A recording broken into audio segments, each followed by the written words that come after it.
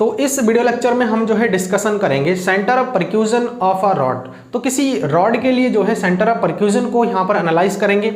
So guys इस video को जो है स्टार्ट करने से पहले मैं आप लोगों से रिक्वेस्ट करूंगा कि प्रीवियस का जो वीडियो लेक्चर था उसमें मैंने आप लोगों के साथ डिस्कशन किया था कि सेंटर ऑफ परक्यूजन क्या होता है, ठीक है। उसका मैंने डेफिनेशन आप लोगों को बताया था। तो आप लोग वहां से जो है सेंटर ऑफ परक्यूजन का जो कॉन्सेप्ट है उसको आप लोग एक बार अच्छे से क्लियर कर ले।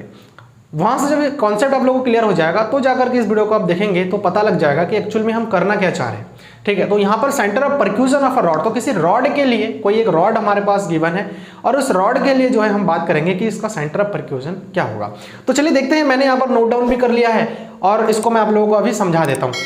लेट अ रॉड ओ ए, एक रॉड हमने लिया है जो कि ओ ए है, ठीक, ऑफ लेंथ 2a, जिसका लेंथ जो है हमारे पास क्या है 2a है, suspended freely from one end O, जिसको हमने क्या कर दिया है फ्रीली सस्पेंड कर दिया है एक एंड ओ से, जो कि एक एंड ओ है, इस रॉड को हमने फ्रीली सस्पेंड कर दिया है, ठीक, उसको हैंग कर दिया है या फिर टांग दिया है। फ्रीली कहने का मतलब क्या है कि इसका इक्विलिब्रियम पोजीशन से जो है ये मूव भी कर सकता है, ठीक, इसके इक्विलिब्रियम पोजीशन से ये मूव भी कर सकता है, ठीक, इधर इधर कहने का मतलब ऑसिलेट कर सकता है। तो आगे क्या कहा है, be struck by a horizontal blow P, हमने क्या कर दिया है P एट पॉइंट C, तो इस C पॉइंट पर जो है एक हॉरिजॉन्टल ब्लो लेंगे, ठीक, ब्लो से स्ट्रक करेंगे यहां पर इस C पॉइंट पर, तब क्या होगा such that OC is equal to X। तो जाकर के हम यहां पर जब स्ट्रक करेंगे तो हम बताएंगे कि इसका जो लेंथ है वो जो है O से C तक क्या है हमारे पास X है, ठीक है। Let omega be the instantaneous angular velocity communicated to the rod, और एक ओमेगा हम जो है लेट कर लेंगे जो इसको हम बोलेंगे कि इंस्टेंटेनियस एंगुलर वेलोसिटी है, जो कि इस रॉड के साथ क्या करता है कम्युनिकेट करता है। अब बात यहां पर आती है कि अगर हम इस रॉड को जो है एक हॉरिजॉन्टल ब्लो से स्ट्रक करें, मारे, तो उस कंडीशन में क्या होगा भाई, ये रॉड जो है क्या करने लगेगा, ऑसिलेट करने लगेगा, ठीक है। यहां पर दो कंडीशन है जो कि मैंने आपको सेंटर ऑफ परक्यूजन में आप लोगों को समझाया था। तो सेंटर ऑफ परक्यूजन में हमने क्या देखा था कि हम कुछ ऐसे पॉइंट को कंसीडर कर लेते हैं जहां पर हम स्ट्रक करने पर जो है क्या होता है उसमें एक, या तो वो जो वस्तु है जो भी रॉड हमने लिया है, या तो रॉड जो है क्या कर लेगा आगे की ओर मूव कर लेगा, या तो एक कंडीशन और हो सकता है कि जब हम उसमें स्ट्रक करें तो वो जो है आपका क्या करने लगे, रोटेट करने लगे। तो हमने यहां पर थोड़ा सा ये मान के चला है कि अगर यहां पर हम स्ट्रक करते हैं तो ये रॉड जो है आपका क्या करने लगता है, रोटेट करने लगता है, ठीक है। आगे जो है स्ट्रेट लाइन पर जो है आगे की ओर नहीं जाता है, मूव नहीं करता है, ये जो है रोटेट करने लगता है। तो रोटेट अगर करता है तो हमें पता है कि कोई भी अगर बॉडी रोटेट कर रहा है तो उस कंडीशन में हम वेलोसिटी कंसीडर नहीं करते, वहां हम बोलते हैं एंगुलर वेलोसिटी। तो यहां पर जो हमने ओमेगा ले रखा है, तो ये जो ओमेगा हमने यहां पर बात किया है, ये जो ओमेगा है ये ओमेगा हमारा है instantaneous angular velocity communicated to the rod, ठीक, जो कि रॉड से कम्युनिकेट करता है, and x the impulsive action at O. अब ये जो एक्स है वो क्या होगा हमारे पास, एक इंपल्सिव एक्शन होगा। कहने का मतलब ये भी एक टाइप का हमारे पास फोर्स है। अगर इस रॉड को हम जो है स्ट्रक करेंगे तो कहीं ना कहीं जो है ये या तो आगे की ओर मूव करेगा या तो जो है ये जो है रोटेट करने लगेगा। अच्छा, जो कॉन्सेप्ट मैं यहाँ पर बता रहा हूँ कि दो कॉन्सेप्ट इसमें होगा अगर हम स्ट्रक करें तो ये कॉन्सेप्ट आप लोगों को जो है सेंटर ऑफ परक्यूजन वाले वीडियो से बहुत अच्छे से क्लियर हो जाएगा। आप लोग वहां से एक बार देख लेना, ठीक है। और जो सेंटर ऑफ परक्यूजन का पॉइंट होता है वो क्या होता है वो भी मैंने वहां पर आप लोगों को बता रखा है। तो उस कंडीशन में जब यहां पर हम स्ट्रक करेंगे तो यहां पर एक हमारे पास जो है इंपल्सिव एक्शन क्रिएट हो जाएगा, जो कि एक फोर्स का ही काम करेगा, आप ऐसा समझ सकते हैं। इंपल्सिव एक्शन जो है यहां पर आपका क्रिएट हो जाएगा इस ओ पॉइंट पर, ठीक। The velocity of centre of gravity G after the blow is a omega. तो हम यहां पर बात करेंगे कि जब यहां पर हम ब्लो करते स्ट्रक करते हैं, ठीक है, ये जो ब्लो है पी, जब यहां पर स्ट्रक करते हैं तो उस कंडीशन में ये जो सेंटर ऑफ ग्रेविटी जी है इसका जो वेलोसिटी होगा वो हमारा क्या होगा, देखिए, या तो स्ट्रेट लाइन पे अगर मूव कर रहा है तो उस कंडीशन में हम मान सकते हैं कि इसका जो हमारा एक्सेलरेशन होगा, ठीक है, लीनियर एक्सेलरेशन होगा, वो हमारा जो है ए होगा, और उस कंडीशन में इसका जो है इसका वेलोसिटी जो होगा, एंगुलर वेलोसिटी, वो ओमेगा होगा। तो उस कंडीशन में हम जो है इसका जो वेलोसिटी है टोटल हम बता सकते हैं कि ए ओमेगा हो जाएगा। सो चेंज इन मोमेंटम इसके बाद जो है क्या हो जाएगा, इसमें हम चेंज इन मोमेंटम का कॉन्सेप्ट लगाएंगे। तो देखिए चेंज इन मोमेंटम हमारे पास क्या होता है, इनिशियल माइनस जो है फाइनल माइनस इनिशियल मोमेंटम जो है उसको हम बोलते हैं चेंज इन मोमेंटम। तो चेंज इन मोमेंटम देखिए हम सबसे पहला काम तो यहाँ पर जब हमने यहाँ पर ये जो हॉरिजॉन्टल ब्लो है इसको हमने स्ट्रक नहीं किया था, तो उस कंडीशन में इसका जो मोमेंटम होगा वो क्या होगा, जाहिर सी बात है भाई जीरो होगा। अगर इसमें कोई फोर्स अप्लाई हो ही नहीं रहा है तो उस कंडीशन में मोमेंटम की कोई सवाल ही नहीं होता। तो जो इनिशियल मोमेंटम है वो तो हमारा हो गया क्या, जीरो। उसके बाद जो फाइनल मोमेंटम हो जाएगा, फाइनल मोमेंटम हमारा क्या होगा भाई, P इज इक्वल टू हमारे पास क्या होता है, मोमेंटम m भी होता है। तो जो वेलोसिटी हमने लिया है सेंटर ऑफ ग्रेविटी g का, वो हमने क्या लिया है, a ओमेगा बता रखा है। और जो m है वो मास है, तो मास है तो इस पूरे बॉडी का जो मास है वो हम कैपिटल M मान सकते हैं, कैपिटल M। तो क्योंकि मास तो कभी चेंज होगा नहीं बॉडी का, तो उस कंडीशन में हम बता सकते हैं कि जो है m भी, ठीक है। तो हमारे पास देखिए ऐसा होता है, जो चेंज इन मोमेंटम होता है वो डेल्टा p जो होता है वो हमारा होता है यानी कि फाइनल माइनस इनिशियल, ठीक है। तो इसको हम जो है इसको फाइनल की अगर मैं बात करूं तो जो हमने यहाँ पर इसको ये जो हॉरिजॉन्टल ब्लो जब स्ट्रक किया है तो उस कंडीशन में इसका जो हमारा मोमेंटम हो जाएगा वो हमारा m भी हो जाएगा, ठीक है, m भी। और भी को हमने यहाँ पर क्या लिया है, a ओमेगा। और जो p1 है वो तो हमारा स्टार्टिंग का है तो वो तो भाई जीरो है, तो हम ऐसे लिख सकते हैं उस चीज को, ये भी क्योंकि यहाँ पर m भी रहेगा m भी, तो भी हमारा जीरो है, स्टार्टिंग में फोर्स नहीं है तो वेलोसिटी जाहिर सी बात है कि जीरो हो जाएगा।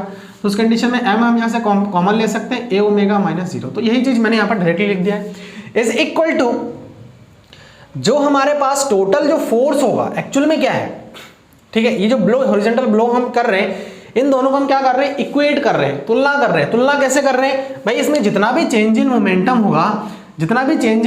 होगा, भाई इसके टोटल फोर्स के जो है इक्वल होगा। तो टोटल फोर्स हमारे पास क्या क्या है, एक तो हम यहाँ से एक हॉरिजॉन्टल ब्लो हम स्ट्रक कर रहे हैं और इससे जो जनरेट हो रहा है वो हमारा एक एक्शन जो है इंपल्सिव एक्शन जनरेट हो जा रहा है।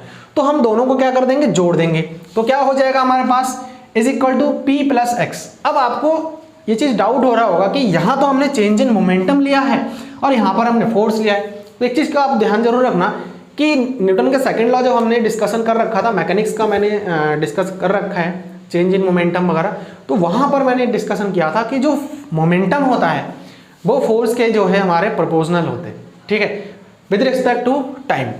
तो यहाँ पर जो है ये फोर्स हमारे यहाँ पे जनरेट हो रहा है, इसलिए हम इसको इक्वल कर सकते हैं।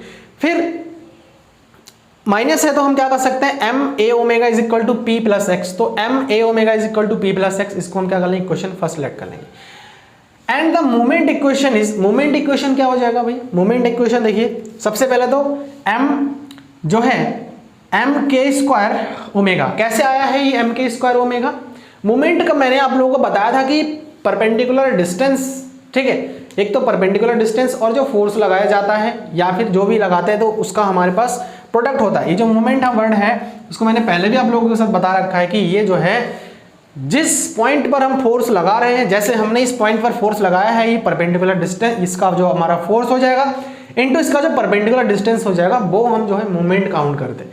तो यहाँ पर देखिए आई ओमेगा स्क्वायर, अगर मैं एंगुलर की बात करूँ कि ठीक है एंगुलर की बात करूँ तो यहाँ पर एक्चुअल में हो क्या रहा है, दोनों ही हमारे इक्वल कैसे हो गए, लीनियर और एंगुलर। देखिए यहाँ पर एक चीज होता है, जैसे हम यहाँ जो सेंटर ऑफ परक्यूजन की हम बात कर रहे हैं वो ऐसा पॉइंट होता है जहां पर हम जो है स्टक करने पर जो है ये रॉड ना तो ये आगे की ओर बढ़े और ना ही जो है ये रोटेट करे, ठीक है। कहने का मतलब दोनों ही चीजें जो है कैंसिल आउट हो जाता है। जो जब आप सेंटर परक्यूजन का वीडियो देखेंगे तो वहां आप लोगों को पता लग जाएगा, ठीक। तो इसीलिए हमने क्या कर दिया है, दोनों को इक्वल कर दिया।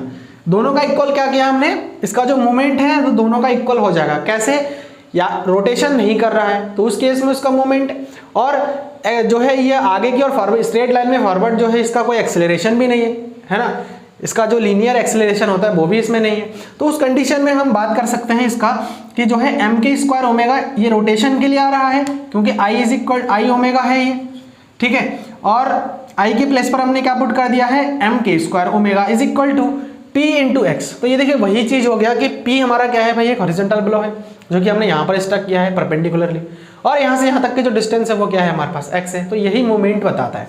तो यही हो जाएगा इक्वेशन नंबर हमारा सेकंड। अब यहाँ से since if the blow has been given through the centre of percussion therefore x is equal to 0।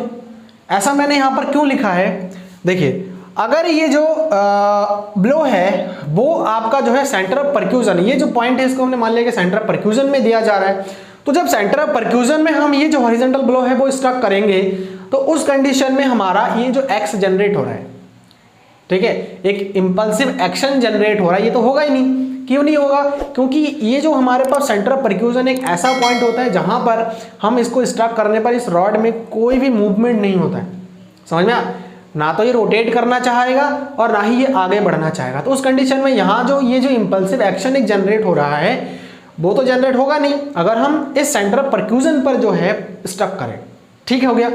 तो x हमारा फिर है ही नहीं तो 0 हो जाएगा।